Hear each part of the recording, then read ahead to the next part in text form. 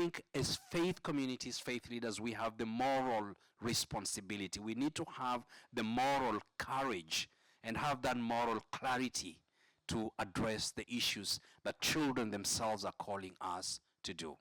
And to take us for the next 21 minutes, we'll have 3 discussion lunches, which is going to be 7 minutes each. And I am going to start with Nobukhosi on my left. Welcome. Good. Thank you, everybody. So in my profession, I am a lawyer, so I may get a little legalese. Pull me back. I will try and minimize reference to all the conventions, etc., etc. But I did want to start us off with just a grounding. And I asked myself 5 key questions, and I'm just going to go through answering these questions, which will hopefully launch more as the rest of the panelists talk. But the first question that I wanted us to really think about is, who is a child? And the historical development of the definition of a child in the law, because a lot of in the past, children were not protected, and we need to ask ourselves, where did this definition of a child come from? So we know that a child, now it's easy for us to say, is anyone under the age of 18, and what does that mean? You know, you've got the UN Convention on the Rights of the Child, which only came quite recently in 1989, but even before then, you had a lot of other conversations that were going around the world that who is a child? Was it somebody 18, 21, 16 was an age that was discussed, and the age of 18 was settled on through scientific methods, through general consensus. There was an agreement that actually when someone is under the age of 18, they deserve a certain level of protection must be afforded to them, because their brains are still developing and they need to be allowed to grow, and the environment and the parents and people around them must be allowed to protect them. And then the next question that I had was, why why do these children need to be protected? Why is this distinction important? It was because children have their own human dignity. And children have an inherent dignity. They need to be protected not as future adults, but as present in who they are today as children. It's not about enabling them to be protected for this future that may come. It's actually about creating systems that protect them today and meet them where they are. And as well as obviously the long-term goals of social sustainability, the African proverb, if the village that does not embrace a child, the child will come back and burn that village. If as people we don't take care of our children will essentially grow up to become adults who destroy their own societies.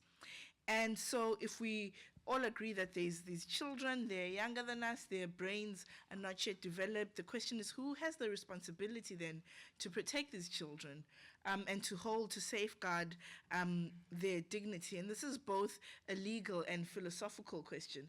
From a legal standpoint, the answer is fairly easy. You've got very specific international legislation. Again, the CRC states very clearly that the state, it must respect the responsibilities, rights, and duties of parents to provide direction and guidance for their children. And the African Charter on the Rights and Welfare of the Child also states that parents are the natural guardians of the child and have a duty to ensure their upbringing and development. So, and then philosophically, whatever your religion is, I'm Christian, and Psalm 21:27 tells us that children are a blessing from the Lord, and God gives children to their parents, and their parents take care of them, and they grow, and they ultimately belong to God. I'm not going to butcher it, but a Muslim friend of mine told me that it's in Islam, it's an amana, and that means that they're also they're a trust, and it's not a possession. They don't belong to anyone, but they are people who are entrusted to take care of them. And the natural order and the legal order recognizes that is parents.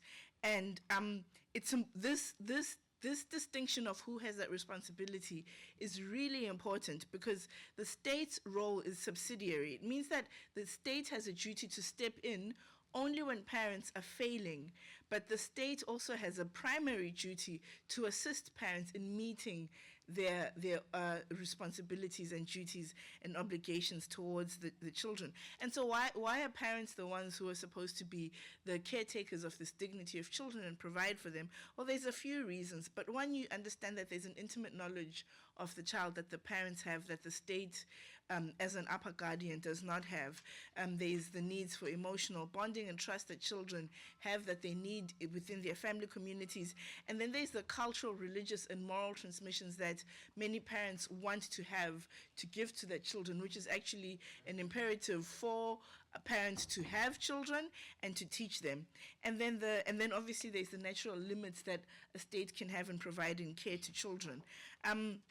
Now, a big part of something that we're seeing in a lot of conversations around the care of children is where do the state's rights, where do the parents' rights begin and end, and when do the states have an obligation to step in? And we are seeing this in religious context. This topic of conversation is growing because there are arguments that, do parents still have that innate right to pass on their religious beliefs to their children? And what does that actually look like? And can the state dictate how the parents are able to do that? And what we know historically actually is that in any situation where the state oversteps its right to indoctrinate children or to place its own ideas on children on what they should be, it doesn't work out. It has never worked out. And we've got really bad historical examples of what happened in Canada. We've got examples in Australia as well, even here in South Africa, which led to 1976, where the government decided that they knew better than the parents what children needed, the type of protection they needed, the environment that the children needed to thrive in. And so I'm out of time, but I'm sure we'll continue the conversation to land it off in the final answer is that the parents have the primary duty to protect their children. That is their legal and moral obligation, and that the state has an obligation to ensure that they create an environment in which parents are able to fulfill their duties and obligations, as well as step in only when parents are unable to meet their obligations. Thank you. Thank you very much, Nobukhosi. Let's give Nobukhosi another round of applause. And I will turn to my right, immediate right, and Fredah, you have 7 minutes. Thank you very much. Like what you said, my name is Avhasei. For those who came late, my name is Avhasei Mulovhedzi. I happen to work for Gauteng Education Department. You know what, I would say that we are so fortunate to be a South African. The reason being that, the issue of the children's rights is already embedded in Section 28 of our Constitution. So we are very, very, very, very fortunate. And then I'm going to talk about what are children's rights, but of which my colleague has already alluded to that one. I want to focus much on that one. Where are we from South African point of view? The Bill of Rights is talking about the it's talking about the right to education, the right to basic needs. So in South Africa, to be honest with you, our government has done a lot because education in South Africa is free across the board, including even in tertiary institutions. We have free health care. When you go to the clinic, you don't pay not even a cent. So already our government, South African government, they've done a lot. I wish maybe other countries can also emulate what we are doing in South Africa. They go to the extent of giving you money just to a grant. If you're a child, you have a child, whether they are 5 or they are 10, they give you a grant so that that child can get taken care of. They even go to the extent of giving even the parents money. If you're unemployed, you get money. So let me come to something that I just want us to reflect on. Like what I said, that I'm working for Gauteng Education Department, I'm going to talk about the realities, what is happening on the ground, because to be honest with you, can talk about many things, but the reality is there. I happened to be a gender focal person when I was working, and then what we did, we once had a conference. We didn't have children in our conference, but what we were resolving there, you find that we as adults, we are not doing our duty to protect those children. Whether it's in the church or it's out of the church. For example, there was a principal who impregnated primary school girls. I think if I'm not mistaken, there were 5 same time. There were a case wherein the rape charge were laid, but because that child was vulnerable, she couldn't go to court, and she didn't have support, but the community themselves were judging this kid.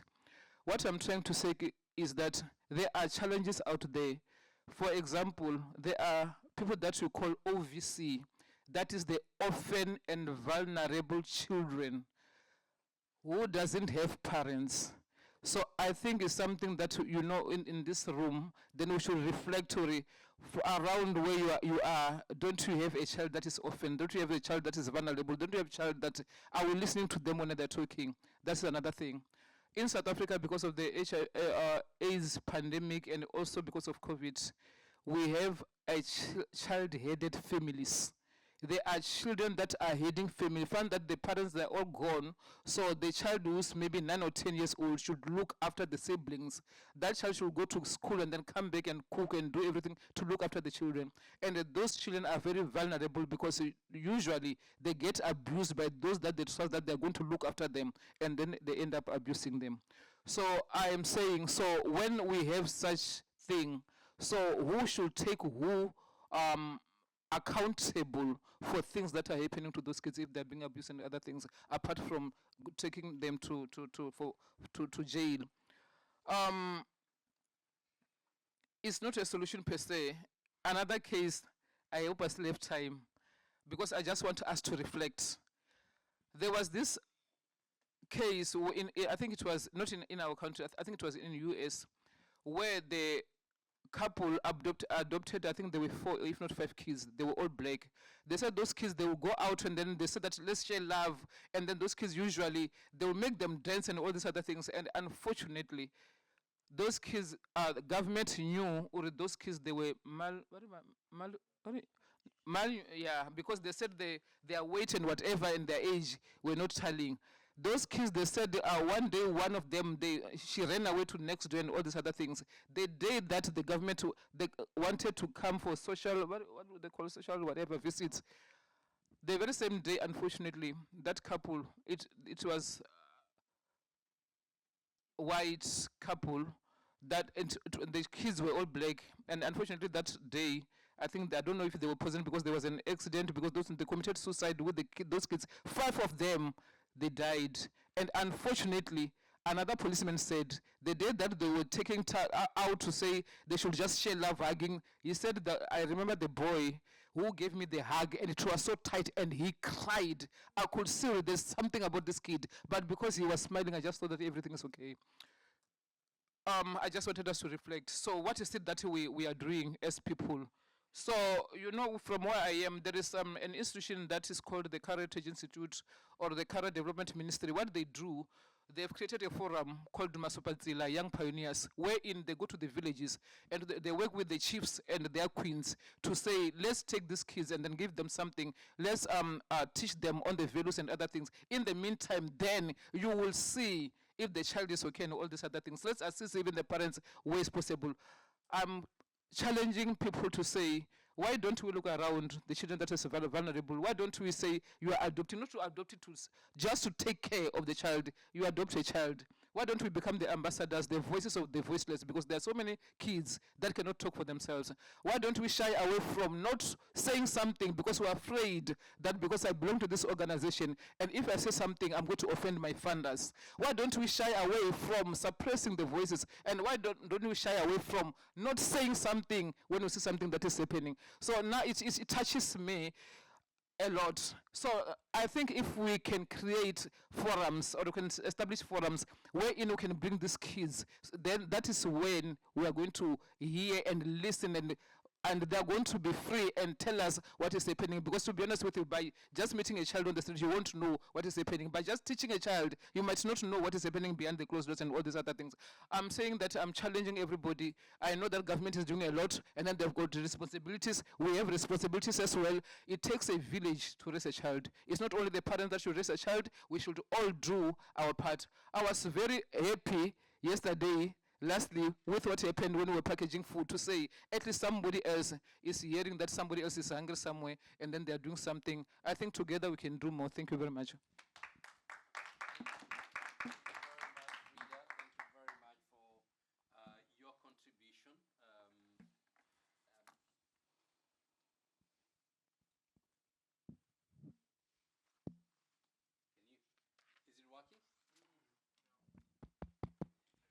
Thank you very much, Fredah, for your contribution. And we will come back later to, I'm sure there'll be questions for you to share with us more about the South African example, how the dignity of the children actually is assured by state contributing monthly and providing resources so that children do not go without. The next speaker is Maulana Uwais Docrat. I thought it was doctor, and that was the title. I didn't know it's your name. So you have 7 minutes, Maulana Uwais. Oh, okay. So I just want to begin by echoing some of the similar sentiments that were echoed by Dr. Mustafa, that today as I sit here as one of the speakers, but I also sit here as a father. And when we speak about the dignity and rights of children, I don't think it will be correct if we stand here and speak without acknowledging those children that don't have the same amount of safety and comfort that we enjoy today. Today, as we meet in comfort, the children of Palestine and other places in the world are being starved, bombed, and buried under rubble. Their cries are silenced not by sleep, but by explosions. Their toys are being replaced by rubble and dust. Their schools, hospitals, and playgrounds have been turned into graveyards. This is not an unfortunate accident of warfare. Rather, it is a direct result of deliberate policies and actions of the Israeli government, actions that have systematically targeted civilians, cutting off food and water, and depriving entire populations of the means to live. And amongst those who suffer the most are undoubtedly the children, those who have no voice in political debates, those who bear no guilt in any conflict, yet carry the heaviest burdens. We must understand the moral weight of this moment in history. We are living through a genocide that is being live streamed in front of our eyes. One day we will be questioned and history will ask, on which side of history do each one of us stand? Neutrality in the face of atrocities is not moral high ground. It is in fact complacency. To claim that we care for children's dignity while ignoring the deliberate killing and starving of children would be hypocrisy. If we are serious about the dignity of children, we must be serious about condemning acts that strip them of life, dignity, and honor. Therefore, I stand here to state very clearly, we must condemn the actions of the Israeli government for the brutality against the children of Palestine. We must reject the false narrative that this is an unavoidable tragedy. This is a man-made injustice carried out by a government against small children. I would like to continue by saying that what I speak today obviously will be coming from an Islamic perspective, but I'm sure the sentiments of what I say will be shared by many on the panel today. Islam commands us to uphold the right of every child, and Allah subhanahu wa ta'ala, God Almighty, says in the Quran that we have dignified the children of Adam, meaning that every human being, including and most importantly children, are bestowed with inherent honor and worth. In Islam, children are regarded as a precious gift, as Sister Nobukhosi mentioned, an amana, a responsibility. And it is a responsibility of us as parents and the community and society as large to look after and nurture these children. This religious imperative, protecting the welfare and dignity of children, is rooted in our principles of justice and compassion that we have very firmly in our faith. Given my background in education, I just want to highlight certain aspects and certain of the challenges that we face as religious leaders. Education is not just an option or a worldly endeavor. Rather, as Muslims, we understand it is a fundamental right and obligation of children. The Prophet, peace be upon him, mentioned that seeking knowledge is a duty of every Muslim, underscoring that every child must be empowered through learning. Islam urges that children receive both religious and worldly education. Our society should ensure access to quality education that integrates academic knowledge with moral and spiritual guidance. In other words, alongside maths and science, the understandings of ethical principles and religious values is essential. Islam, as a complete way of life, has given its adherents complete guidance as to how to go about educating our children, allowing them space to grow, giving them responsibility, treating and how we should treat them as parents. Entire books have been written on the aspect of the pedagogy of Prophet Muhammad, peace be upon him. A significant challenge that we face today in the world, however, is that public education in many countries, including South Africa, operate from a very strongly secular liberal stance that claims to be neutral but often is not neutral at all. Extreme secular liberalism carries its own worldview and assumptions. As scholars have noted, secularism is not neutral. It is in fact an ideological position that competes with and explicitly marginalizes religious perspectives. Secularism, in essence, believes God and religion to be unable to impart education or teachings that are necessary for the thriving of society. It sees itself as a better or more impartial educator, which is wholly untrue, an untrue assumption. And this we see many times in the education sector. We have seen the mask of liberal neutrality slip when education policy crosses into promoting particular ideologies. When schools introduce ideologically charged contents, and for example, teaching very young children about sexual or gender theories without regard for parental beliefs, it raises serious concerns about parental rights and children's well-being.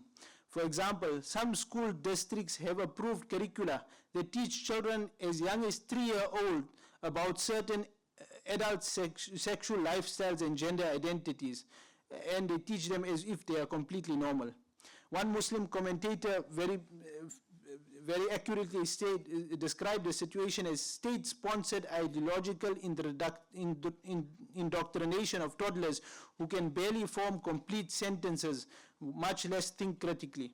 I'm not here to debate the specifics of gender issues, but to highlight that this is essentially a competing worldview being imposed upon our young children. As Muslim parents and educators, we believe that God has given us a duty and a right to provide that type of guidance to our children. And this includes the right to opt out of the teaching of these type of ideologies that fundamentally contradict our faith. Yet today, supposedly secular institutions often expect students not only to learn about these ideas, but to affirm them as well in the school curricula. We were recently facing a very similar issue within the South African context, where an entire toolkit was created by the government and enforced upon our children. And until with the greatest amount of dismay, I say that this issue has not been resolved. And unfortunately, as a faith community, we feel that although we have approached the government in good faith, they have not responded in the same faith, and until now this matter is ongoing, and unfortunately we're not getting much joy from the Department of Education. We'll continue in the discussion. Thank you. Thank you. Maulana Wais has raised very critical issues, and the floor will be open to engage, discuss, and ask him questions. But before we open this session to questions, maybe I should ask a few questions. The first to Nobukhosi. You are a lawyer, and there are always these tensions between the government and communities where religion is concerned. And I think nowhere else that is so much challenging than where you have children on one side, education, and religious beliefs. I think Maulana Wais mentioned just some of these issues. How do you reconcile, or how do you help reconcile some of these tensions that are there in the society? Thanks for that question. I think one of the things that's true is that the law is very clear.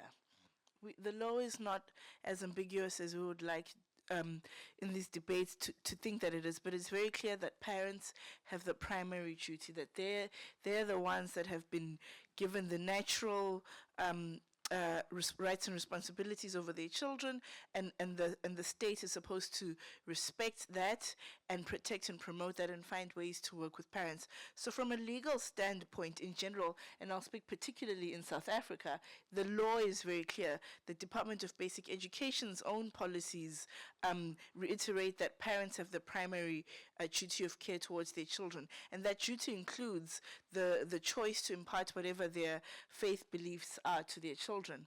Now, in reality, when it comes to these tensions, I'm always interested in that the government will invoke certain issues about children's rights and the best interests of the children, particularly in issues that come into conflict with their parental rights and responsibilities, but they don't invoke the best interests of the child in other areas of policy.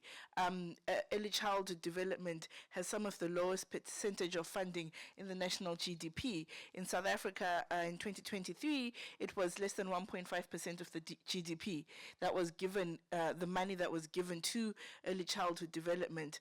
The amount of money that is given to children for their health care is not commensurate with the amount of money that children actually need.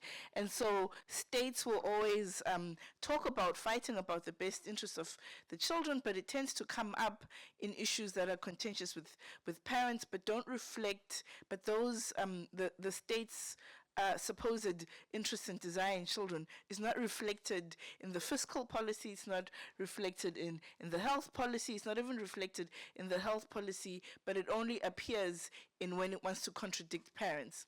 And I think it's important, the law is clear. The state steps in when parents are failing. Note failing, not disagreeing with what the government says, but there has to actually be a clear harm to children for the state to step in.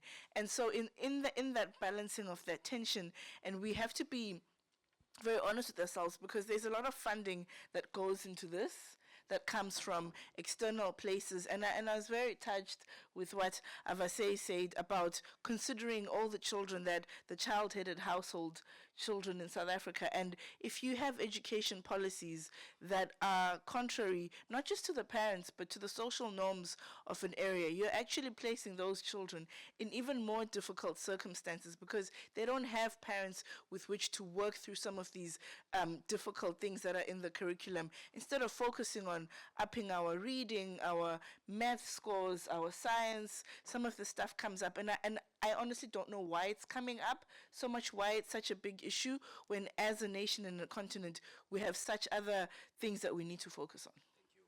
Thank you. Thank you very much for that response. Please applaud her if you want to. I can see you want to clap.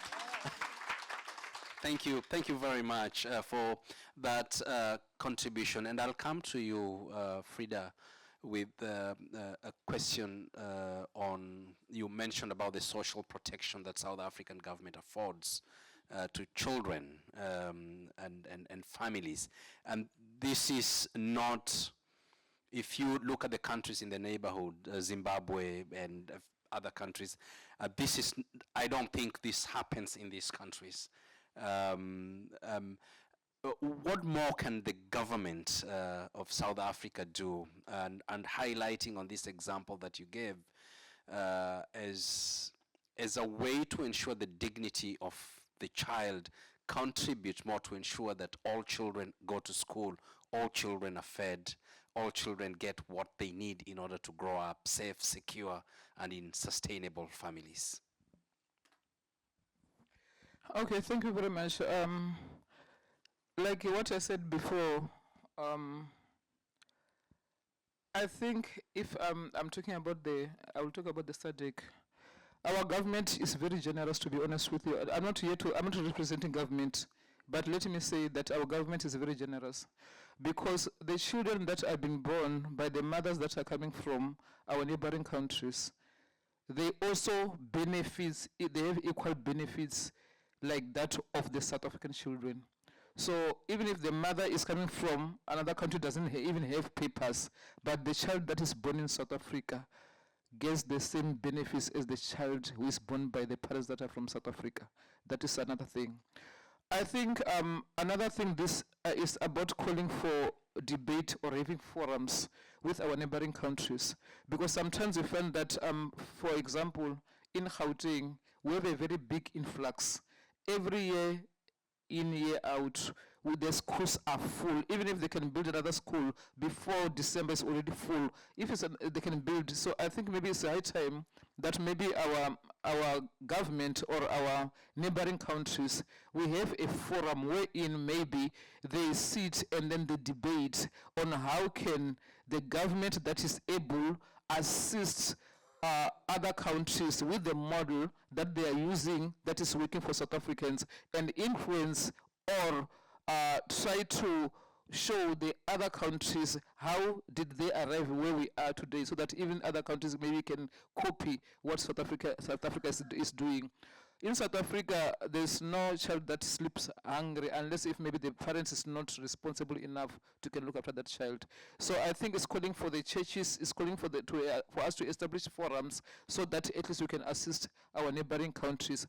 I think so far South Africa has given to the government has done enough, because the schools we are building every day, we are feeding every child that is in South Africa has the same benefits. The parents that have the ID, South African ID, they're getting all the benefits. So I think the government has done enough, but what is left, I think, is for us maybe to share the model or the experience that we have with the neighboring countries, so that they can maybe arrive where we are, including maybe our churches especially, and then the religious sector to also play a role, because the role cannot only be played by government. Because what happened yesterday across the road, it was not government, it was the institutions. So maybe the religious sector as well, they should hold hands with the government and try to assist even our neighboring countries, so that they can also arrive where we are. Thank you.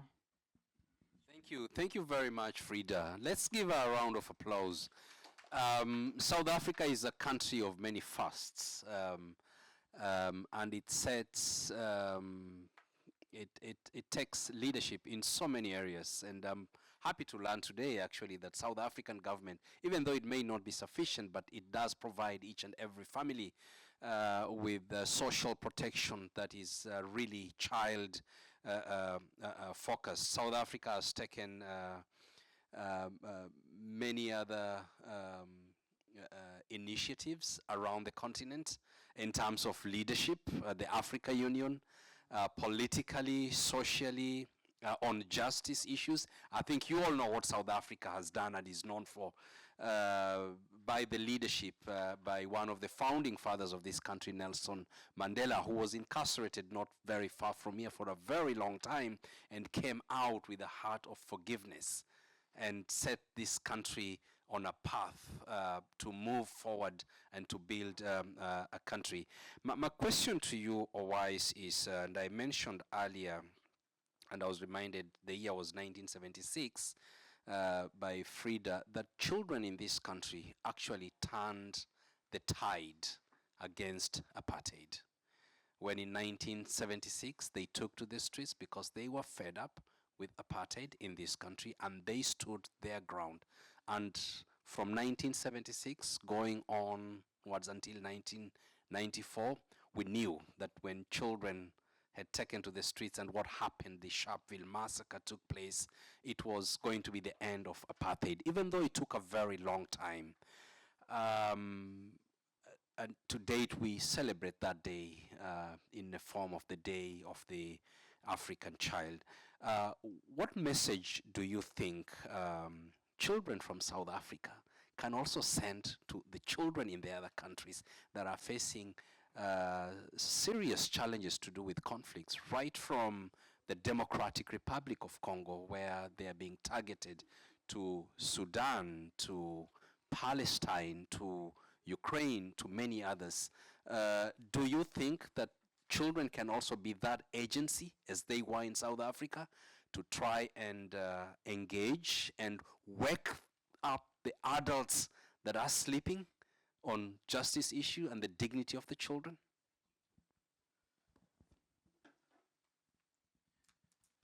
Oh, yeah. So I think definitely the children, as youth and especially as children, there is a lot of power that the children have, and it can be harnessed by the youth. When we see youth moving for other youth, it creates a very strong and impactful message. And we see, like, we had initiatives. I work with a local school in Pretoria. We had initiatives where youngsters would write to the children being afflicted in Palestine, in Gaza, where they wrote letters to these youngsters, and these letters were sent. And this created a huge amount of hope in the hearts of these children. Because when a child is writing to another child, sharing the pain, sharing the hardship of other children, and this is something that we as religious leaders, obviously we play a very important part in this, that in all of our in all of our institutions, especially where we're dealing with youth, we have to explain to the youth the challenges that other youth are facing, and we have to make them active members to realize they don't live in isolation. They don't just live in South Africa. And I don't want to cause controversy amongst the panelists, but I wish I was living in the same South Africa that my fellow panelists lived in. But you know, we know the hardships that South Africans themselves face. And I work, in all honesty, in a privileged private school. And we have privileges. But at the same time, we have to realize that we teach our students that we have to adopt a sister school. And you are responsible for the sister school. If our library has to have books, make sure our sister school has books. If our children are eating every day a proper meal, we have to make sure that our sister school also has a proper meal. And I think that's our responsibility. And we have to be honest about the realities on the ground. And I think that's sometimes which is lacking. And from a religious perspective, I can say very strongly and very honestly that the religious sector is playing a very strong role in South Africa. If you look at the amount that the religious sector is doing in civil society, in running schools, in running organizations, in feeding people, if the same amount was done by the government, we would have seen much more in South Africa. During the COVID-19 pandemic, I remember we were busy with giving out hampers to the people that were suffering. Those hampers we were buying as a religious community for 200 rand. The government was spending over 2,000 rand to buy the same hamper. And these are realities that we have to talk about. And I know it might be uncomfortable because I'm sharing a panel, but I think these are realities that we as a religious sector are doing a lot. What we need the same amount of energy coming from the government. That we in South Africa, we're dealing with issues of why are you trying to indoctrinate our children about gender issues? Rather work on them. Child marriage. Thank you. Thank you very much. I think this is a very serious issue, and a lot of it is to be dealt with by law and education. And I'll not be surprised. I think I do know for sure that all these countries that these cases are taking place have already signed and ratified the United Nations Convention on the Rights of the Child. And in that convention, which is law that is ratified by all the countries except one country, it prohibits expressly child marriage. And it's a very difficult thing, I know, to explain sometimes. This issue is so rampant, and other harmful cultural practices in Africa as well, female genital mutilation and whatnot. And sometimes religion is manipulated to justify these actions. And what we say is that this is work that we do. We engage faith leaders, we engage community leaders, we engage in education and awareness. Even the faith leaders themselves need to be educated and awareness created because it's an issue that has been discussed sufficiently well by governments. The Imam of Azhar, for example, from the Muslim communities, I think is pretty much has been providing fatwas on the issue of child marriage, and it's expressly forbidden in Islam. And I'm sure, within Christianity, it doesn't happen, or when it happens, we do have some of these cultural practices that encourage that, but it's something that all of us have to stand firm, and particularly protect religion when it is being manipulated to justify this kind of action. In some cases, I'm not even sure that an 18-year-old girl is ready for marriage. In certain cases, I'm not sure is ready for marriage. And I think the religious edict and injunction, that person, not a child, that a lady, a woman, a girl has to be ready emotionally, physically, educationally, and in all ways. I'm going to take the 4 questions in quick succession so that we can answer them at one go. Thank you. Thank you, Dr. Mustafa. And I just want to pick from what you talked about. And for me, I'm looking at the issue of education as a very important aspect, especially when it comes to religious institutions, because any harm to a child in any religion, it's an abuse of human rights. And I just finished my 12-week course with Sexual Violence Research Institute, which is based here in South Africa. And we are looking at faith and helping children against violence. And one of the things that came out is the importance of us being able to bring children to start discussing what it means to feel safe, not just at home, but in places of worship. Because as we have said, religious institutions have used sacred text to entrench a lot of abuse against children, and power and all that. And even just recently, when we are doing our own small research, most of the children felt, and this is in Christian settings, that they are not safe in church, for example. And so when I feel like, and I know Arigatou has a lot of tools in terms of children safeguarding, I think, and I want to recommend it, that it's very important that we find a way to be able to collaborate at the grassroots level.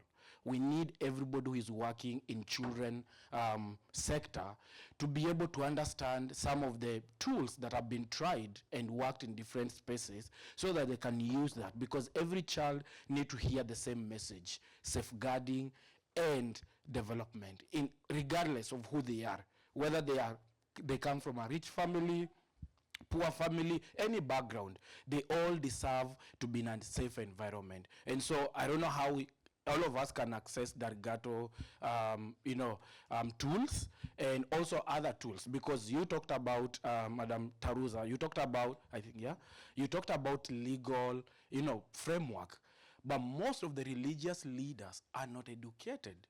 So even when you talk about legal framework and they bring the spiritual issues, then it becomes a problem, because they'll say, this is what our spiritual leader says. Like, for example, those of us who know about Kenya, the other day we had a religious leader who said that the world was ending like a week ago. And we have children and women who go to this, to this religious leader. So people are actually looking and hoping to see, what is happening with them. But even when people called him out, they started saying, do not question the man of God.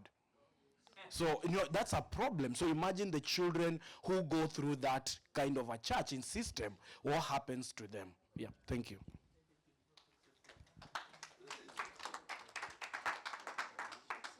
I'm going to reserve mine till the end, if there's time. Thank you. I think that the way that the topic is framed often invites a push and pull between state actors and faith actors. And so I'd like to ask Avhasei to help us with how we resolve this. I take it that you are a faith person as well as a government person.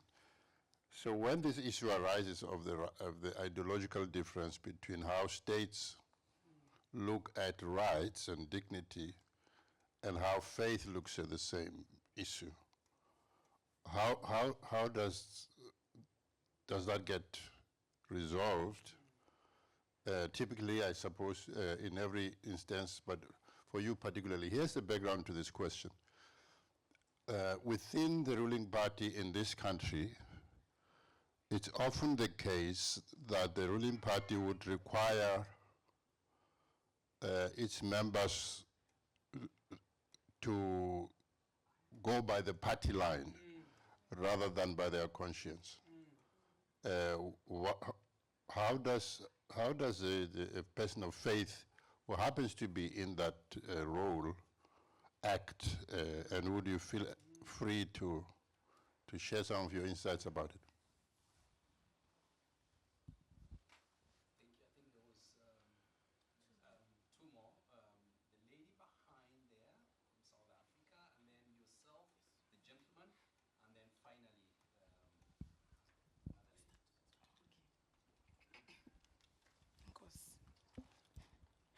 Good afternoon. Okay, Good afternoon to our distinguished panel. My name is Samum Kize. I'm an Akwe Fellow, part of the youth that is here to represent in the Interfaith Forum. This topic is very emotional for me because I feel like I'm the children that you are speaking of. I grew up in KwaZulu-Natal in a rural area. I went to Mzomusha Primary School, only spoke in our vernac language, and we did rely on government assistance to give us food in the schools. My question is that having experienced that and having seen firsthand how, yes, the government is trying, but due to corruption in the schools, having the principals pocket the money for books, pocket the money for the meals that we were supposed to be getting at that time, and then now growing up, working with high schools on a grassroots level and seeing that it is still occurring.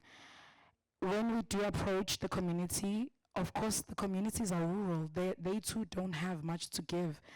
But what I found is that the churches are even harder to reach. I didn't find a solid religion until I was about 20. So during that time, I didn't know that I could go to a church and find help. How can the churches combine and collaborate and increase their visibility in schools to say to those children who fall through the cracks because of corruption, that your doors are open, that you are willing to give to them, that provide, whether it's food, whether it's health, whether it's even just resources of saying you can go to university because you have the right grades, or if you don't have the right grades, we can tutor you. How can the churches come together and make themselves visible in that educational space, especially in the rural schools? Thank you so much.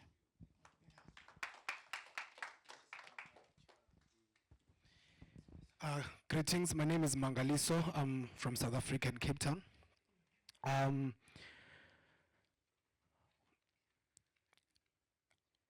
Just a question that I have to myself and to everyone that is here. When we're talking about children being manipulated to get married and all that, who does that? And who benefits?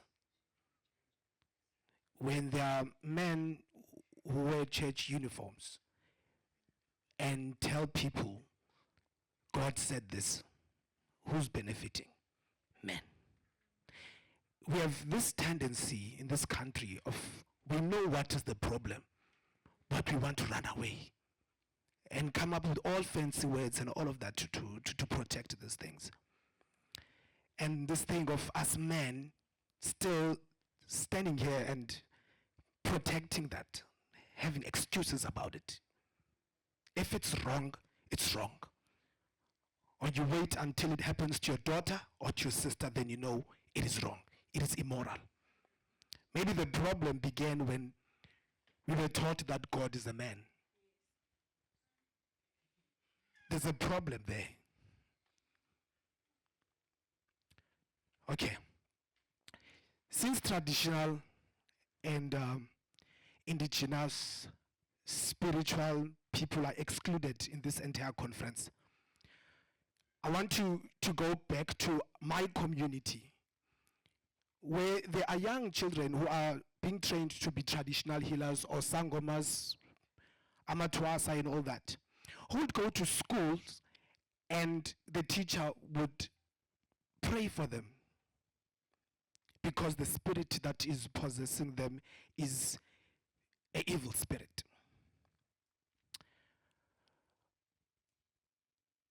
When in our community we are practicing our tradition and culture and children are being abused, when in our schools those who are not Christians or Muslims are not included, we are still excluded in our own country or in our continent. Even our languages, our children need to study, but they have to study in English. English is very important. I know what I want to say, and I will say it better if I say it in my language. we remain to be inferior. So as our religion is, even our government does not really acknowledge us. We are talking about Ubuntu. We want to embrace Ubuntu, but we are not ready to embrace Abantu. Within Ubuntu, there's a sense of spirituality. In fact, Ubuntu is a spirituality. It is our way of life. But we want the values. We want the principles. That is it's very nice to say that. But even our children, in the eyes of the world, we are inferior. Our culture is not respected. Our traditions is not respected. Indigenous knowledge is looked at still as inferior, as something that does not make sense. We are very comfortable. Our children must learn these Western religions. And if we do not own our spirituality, we do not own our God. In each and every school now, pay attention.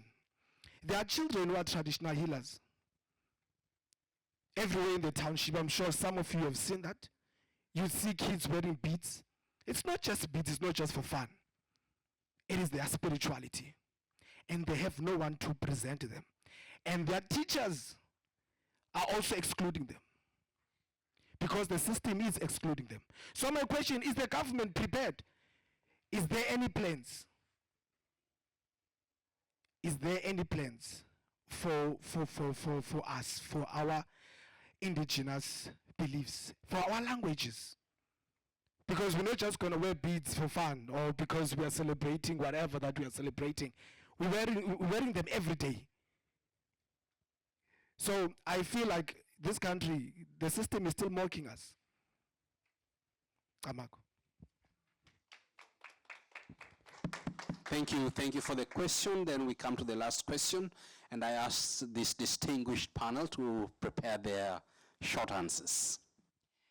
I really do want you to rather respond, and then if there's time at the very end. Okay. I'll give you 1 minute. I just then. wanted to make a positive contribution. Yes. Very positive, since we're all interfaith here. I know it might surprise some of you, but here it comes. It's a little bit personal. But I was one of those children that grew up, even in apartheid South Africa, with a single mom who couldn't afford to keep us. And so the 3 children went to a children's home. And all I can say is, and I really was like a mom at 9, doing all those things that were described up here, cooking and looking after them and homework and all that kind of stuff. And I was 9, and I ended up going to this Methodist church-sponsored children's home. And I honestly could not have asked, looking back, for a better opportunity to have a childhood. And it was there that I gained the values. And although I had to fight for education, they didn't want me in their schools, etc., because of where I lived and who I, had as friends, etc. But I fought my way forward right through all the education that I finally got myself. And I just wanted to say thank you to all the faiths here, because I know how much work and how much of your investment goes into that, and I am very grateful. So that's on behalf of those who have had a positive experience in those situations. Thank you very much. So we'll have the panelists respond to the question. Feel free to pick on any of the questions or 2 of the questions as you make your concluding remarks. Thank you. I'm just going to kind of say some general stuff, and hopefully you can find your answer in some of my thoughts as we draw to a close. I think something that I really want to point out that's so important is that South Africa is so good with what we have on paper, but our practices are far from what the reality is. Just only the child support grant for children in early childhood development centers has been 17 rands a day for years, and only this year did it go up to 24 rands. according to inflation, what it needs to be is at least 72 rands. And it's so in reality, we can say children are getting money and nutrition from the government, but the practice is it's not enough. It's far from it, and so much more can be done. And I know we want to run away from this idea of an over-reliance on state resources, but in South Africa, we have a social contract with our government. You pay up to 40% tax in this country, so there is an assumption that you take this much money from us, that money goes to take care of our children. And I will echo what was said in the plenary session that we had, just about dealing with corruption as a real source of some of the problems and the challenges that we have. So we have to acknowledge that we have good laws and policy, but the reality is far from it. So we're not able to give our children the very best starts that they're supposed to have. And this then spills out into our child safety institutions as well, and how they're not able to get the type of resources and access to interventions that are necessary because our money is not being spent in the way that it's meant to be spent. And I'll touch just this, the gentleman's comments at the end, because we can't shy away from our colonial legacy and the way in which to be an African has meant something that it was not. But I was challenged today, particularly in the plenary that we just had, and I can't remember the gentleman's name, but who is to blame? Because we say the we, right? But even when we talk about who is hurting the children, the men, it's not just your pastors. It's not like your pastor is more likely to assault you than a banker is, than you going to the post office, than a sangoma is, than anybody is. So there is a general societal thing. And I think in the spirit of coming up with solutions and protecting our children, we have to acknowledge and understand that religious institutions can be incredible places of safety, and they can also be incredible spaces of harm for children. So it's not just that any space is any more dangerous for our children than the next, but actually that there is and in South African society, there's something deep and pervasive and rotten at our roots. And I think it's what we need is for churches to rise up, is for our mosques to rise up, is for all our the good voices to be louder. I look at some of the challenges, and I'll share just one story from my own experience with the immigration crisis in South Africa right now. I don't know if you've been following, but you'll know that if you are not South African, you don't have access to free services in South Africa legally. You're not supposed to. Everybody has access to free healthcare, but there's a lot of provisos, and people have risen up and said, you know what, because of all these challenges, we're not going to grant people access. If you're not South African, you can't access our hospitals, whether you're documented or not. And there's a lot of other social stuff around that, but that's just the picture of it. And in Johannesburg, there's a number of churches and mosques that have risen up. My own doctor is Muslim, and he has been going into communities and giving free healthcare consultations to hard-hit areas where the community has blocked people from accessing hospitals. So you do have religious. My own personal helper was able to get access from a free doctor who, through their church, has gone in. My Muslim doctor is unavailable on Fridays now because he said he's going into the communities.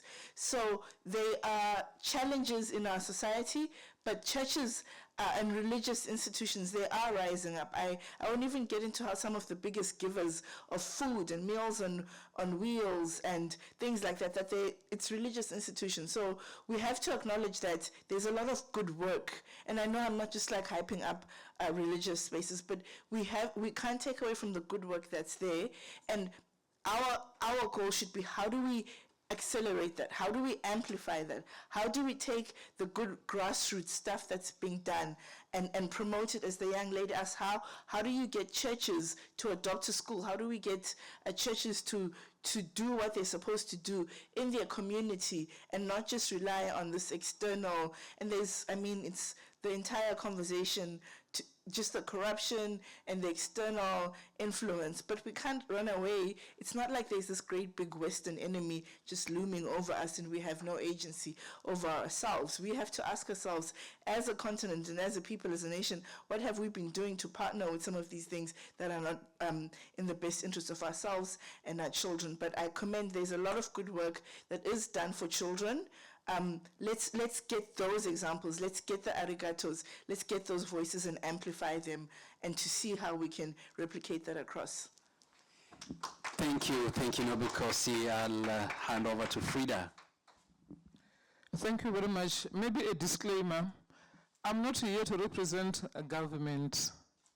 I just happen to work for education government, but I'm not here to represent government, please. And then, like what I said before, I'm the Secretary General of the Southern African Interfaith Council that promotes religious tolerance and acceptance. If you can't accept me, at least tolerate me. I mean, what's like mean is we promote religious tolerance. So not me as a person. Okay, colleagues, let me start by saying whatever that which someone says sometimes is just that we all have backgrounds, we all have history, we always have the life that we live, our journey might be different. I'm from Bantu education. If you know what Bantu is, I'm from that Bantu education. You can see that my hair is gray. I'm from there, wherein we used to go to school barefoot, winter or no winter. If there's a thorn under your feet, then when your feet now is out of cold, then you feel unamufa in Venda. So I'm from that, where you go to school hungry, and when you come back, you can feel that you cannot even carry your bag because you don't have energy even to walk. I'm from there. That's why when I compare then and now, I see a very big change, the very big difference. Then we used to be beaten until others, they run out of school. Now they're not educated. They used to beat us. So, but now the government said that they're abolishing to what do they call it? Corporate punishment. So when I'm talking about this, is because I'm comparing then and now. I'm not here to represent government or to say government is good on what to do, but just that maybe I compared, because where I'm coming from is very, very far. Colleagues, somebody talk about the ideology difference between the spirituality and the issue of government. Even though I'm not representing government, let me just say this small thing. Before the policy frameworks and acts are passed, there are community or stakeholder engagements. They don't just pass any bill without engaging community. The papers are submitted so that before they can pass anything. For example, when the government wanted to change Section 25 of the Constitution, the land expropriation without compensation, that thing didn't go through, because even if we're talking about the party line, even if it was raised by the ANC itself, but it couldn't go through. ANC was majority party in parliament, but that thing didn't go through because there were other people from the very same organization that objected it, and then they didn't vote for it. That's why it didn't go through. So the party line can be party line, but everybody has the right and conscience to can do as they wish. At our schools, we have something called school governing bodies that are represented by the parents. That's where the parents should tell government that we want this, we don't want this. We want our children to do this and that. So that is the platform that at least government presented for the parents to have a voice. Another thing that I should also say without offending other people, Africans are still taught. In 1976, by the way, when those children were striking, it was because they didn't want Africans to be taught everything by Africans. But today, Africans are still taught, even where I'm coming from, I'm from Venda, at the villages. There's no Boer, there's nobody who speaks Afrikaans, but Afrikaans is still being taught there. For who and for what, nobody knows.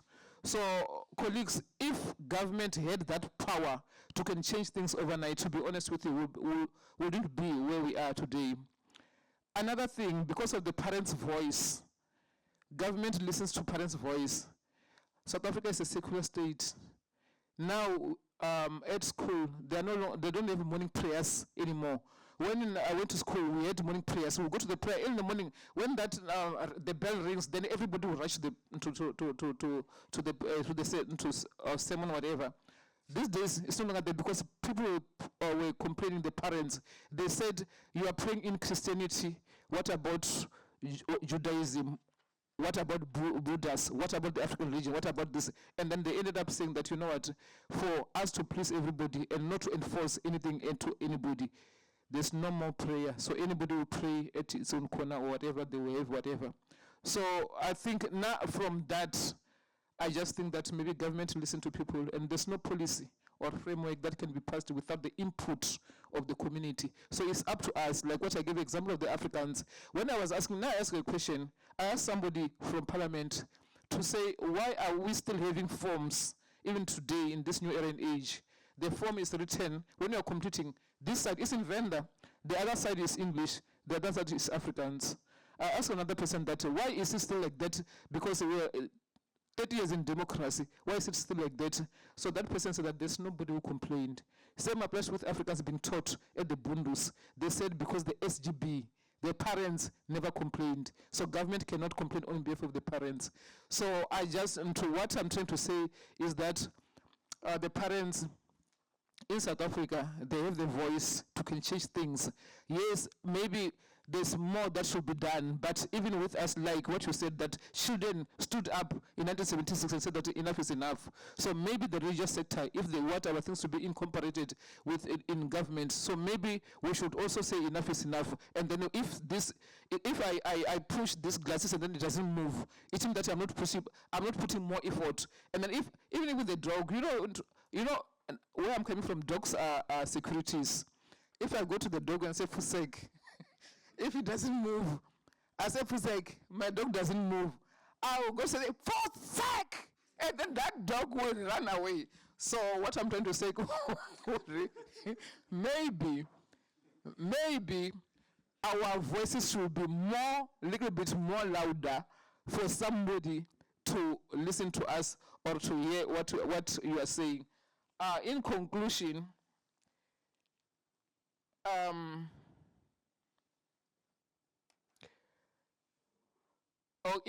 I wanted to say, maybe the religious sector, together with the parent, because I can hear that there are people that are not satisfied with government. Now I'm satisfied because of my background. So maybe the religious sector, together with the parents, maybe we should come up with a way that they should make this government to listen to them. You know, in South Africa it's very easy, because if they don't listen, they know when it's time for when it's time for elections, they listen, they go to your house, they go to each and every door. So maybe you should use that opportunity that their election, local government election now, and then you push your agenda forward. Maybe they will be able to listen to you, but this government, I think, now according to me, they listen, and then we are from far, to be honest with you, to where we are today. Let me just stop there, otherwise I will. Thank you. Thank you. Let's give a round of applause and have Wise to give the final word. Can I say the last thing? Yes. My brother over there, the issue of the IKS, Indigenous Knowledge System.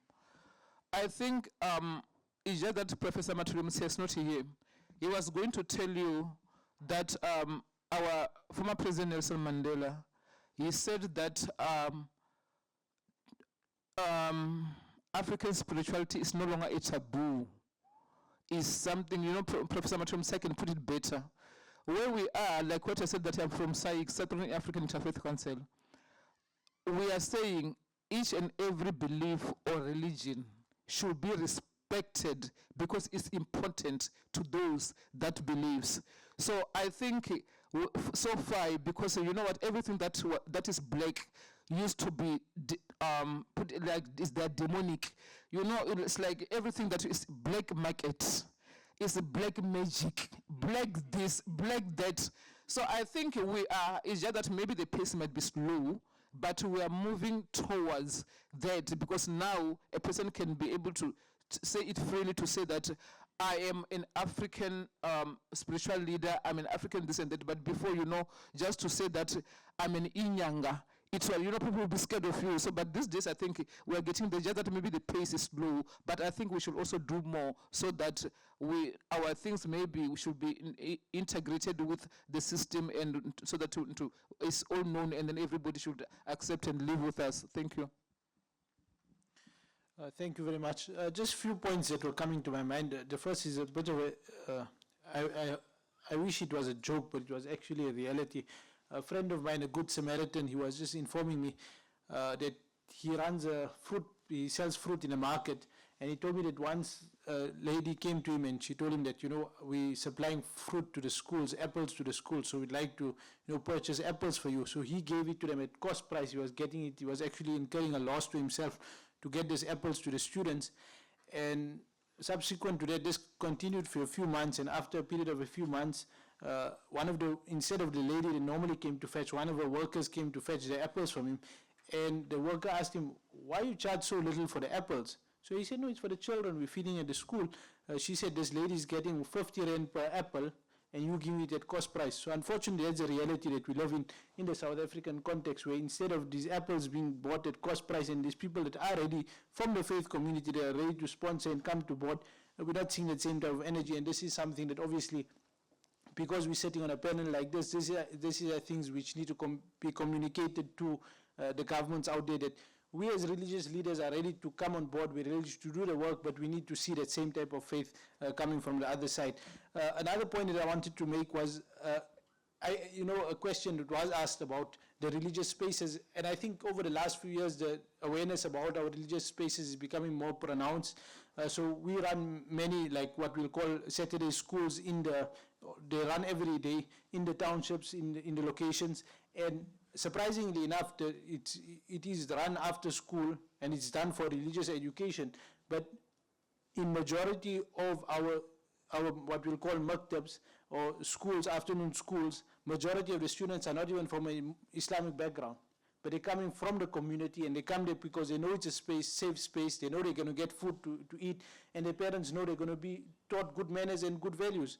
And the parents are sending them to those madrasas, and our madrasas are full of students that are not from our community, but they're there because their parents know that when they come to this space, they'll be safe, they're getting a food to eat, and they'll be looked after. And I think we need to create more awareness about these type of initiatives that we as religious leaders are involved in. I think also another important aspect is just two aspects that I want to touch on.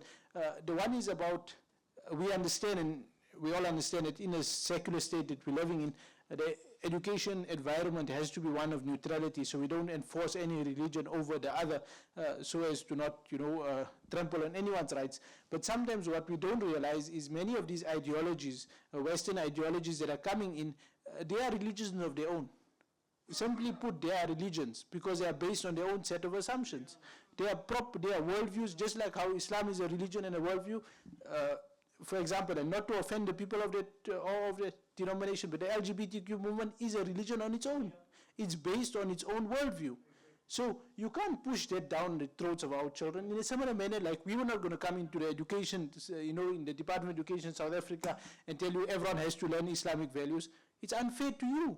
And in a similar respect, we need to that same type of respect coming from both sides. So they should understand that all of these type of values are based in certain type of a worldview. Any worldview that you're pushing has to be one of neutrality. Teach them simple, basic human values that we all accept. Kindness, love, compassion. No one will fight with you. As soon as you start backing any ideology, we're going to have an issue. Because now you're forcing an ideology on our children, which is not our own. The South African people have their own set of values. Every nation has their own, so let's respect that, and we need to push this to at the government level. They have to learn to respect us. And I'll conclude on this, that as religious leaders, obviously we have a lot of potential. The spaces that religious leaders hold, there's a lot of potential to look after the children and to look after the most vulnerable from our communities, and that's something that we have to leverage on to protect everyone, every child, both in South Africa and around the world. Thank you very much. Thank you very much, Wise. Thank you very much, Fredah. Thank you very much, Nobukhosi. This distinguished panel and distinguished audience, for listening. The discussions were very interesting, and I can see we've overshot by about 11 minutes, which is fine. I think we can now go and have tea, coffee, or rest, and I look forward to engaging with you again in future. Thank you very much, and God bless all of you.